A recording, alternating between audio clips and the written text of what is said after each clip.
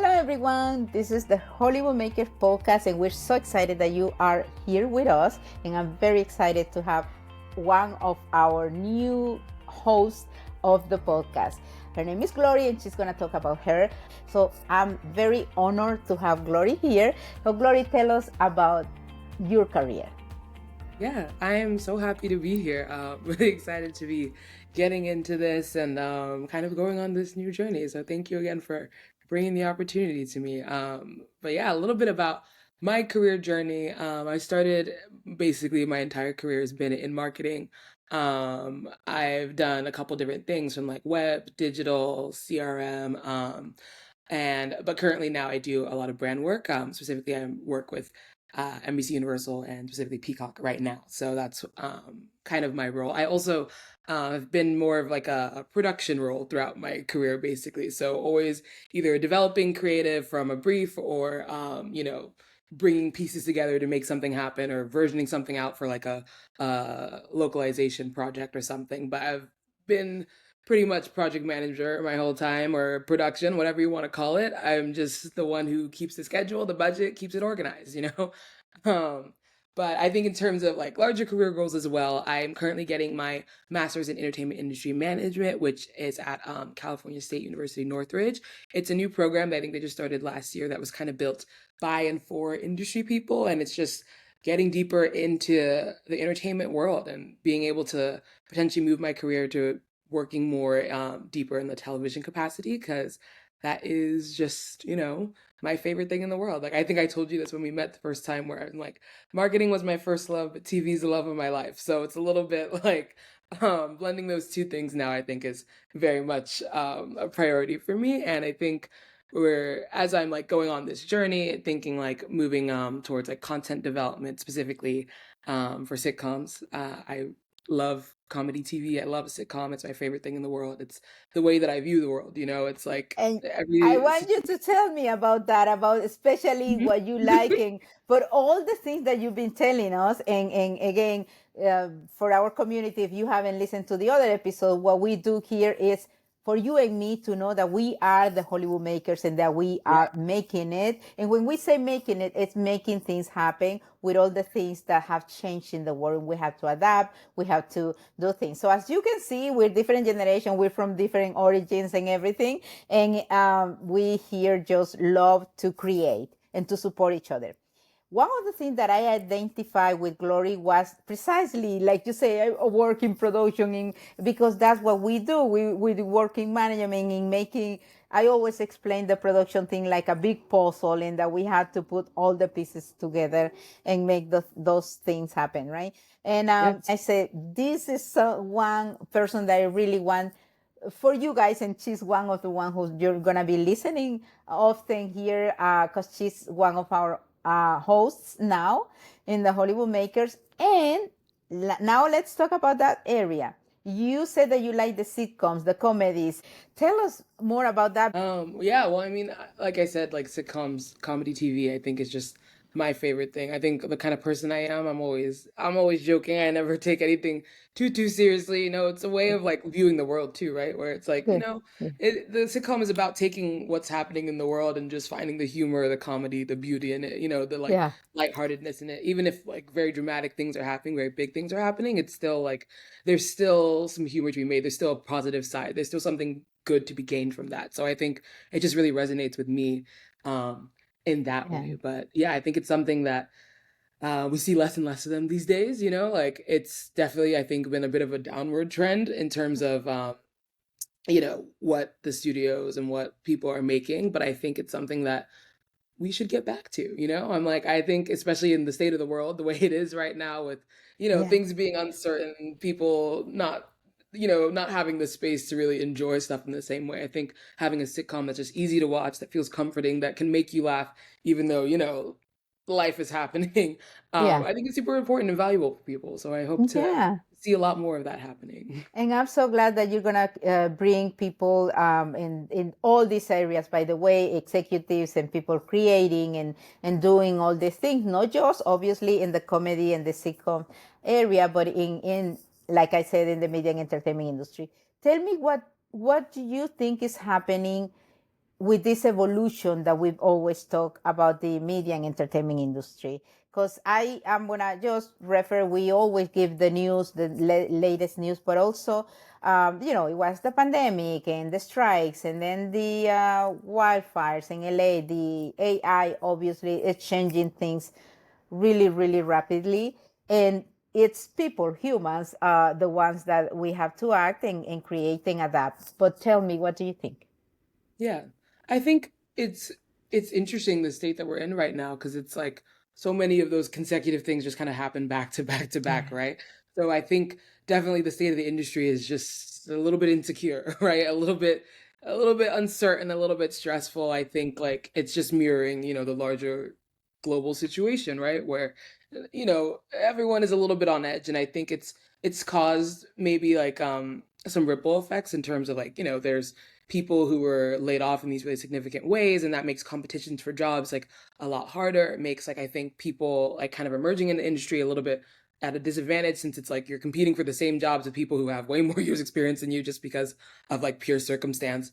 But I think that it's just something that was like back to back, so it was hard to deal with. But I think this is maybe just that in between era. I always like to hope that there's a brighter future ahead, and this is just kind of like those things happen, but Yeah. people and like innovators are working to make the future brighter, right? To say that like, Yeah. okay, this is all that's happened, but what can we learn from it? Like, okay, yes, AI is here, but how do we use it in a way that makes sense for us versus it replacing us? Doing things like this. Exactly. I think it's all possible. It's just a matter of getting there. And I always say that it's growing pains sometimes, maybe, but like it seems that yeah, all the learnings that have been done from like these like tragedies that Yeah. have happened and that things that have really shaken up the industry. But I think it's like what doesn't kill you makes you stronger, and the fact that we're still going, the industry's still thriving today means that it's just gonna hopefully get better. I mean, maybe that's too Yeah. optimistic of a perspective, but that's what I believe. No, I don't think so. I'm an optimistic person. And see, I hope that you guys that are listening to this and watching this know why Glory is one of our hosts now. Thank you. Thank you for that optimism. And not just that, again, it's like you said, I believe life happens. And also, we live in cycles. Life is cycles. And it's like, and we can say, my generation X, and there's baby boomers, and then millennials, and then Gen Z, and now Alpha. And as you can see, X, Y, C, and then A. So we are studying the alphabet, right? So life is a cycle. And there are good things, bad things. And the most important thing, and I think in one of our conversations, I heard you say, we have to work on uniting in seeing what is similar between us instead of seeing what's different, right? We here focus on uniting, especially creatives and entrepreneurs like yourself and storytellers, is what's gonna make this continue despite AI. Although, like I said, I use GPS and I use calculators, so for me, AI is something that I can use. And yes, we can think in all these great or bigger things that are happening. But if we put into those machines good things, good thoughts, and good work, then that's what's going to expand, right? So that's what we're going to try to do here. So tell me about, you're studying a master in also, tell me about the career, how you started. I love that you said that your first love and then your love, the love of your life. So tell me about all that transition.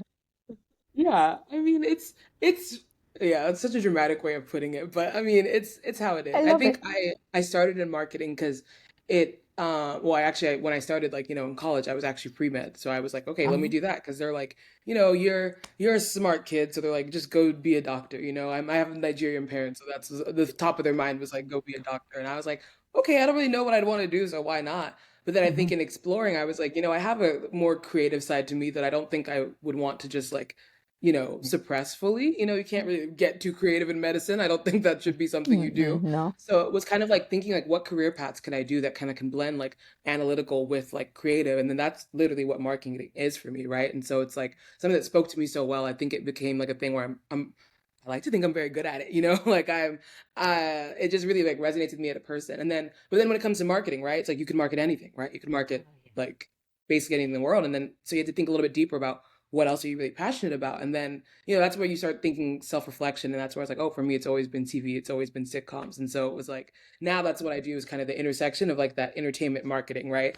And being able to do that. But I think it's like moving forward, I mean, marketing will always be a part of the puzzle, right? It's always a part of the picture. But I think Of course. moving into the place where I'd be able to be on a path to one day, like, decide what TV gets made and how, like, what stories we're going to tell, and being able to, be that person and hold like that space for people, multicultural people, not just people like who look like me and who have experiences related to me, but also experiences that I just haven't seen before, right? And being able Yeah. to highlight those and like carve out the space for them, I think is the larger Yeah. goal.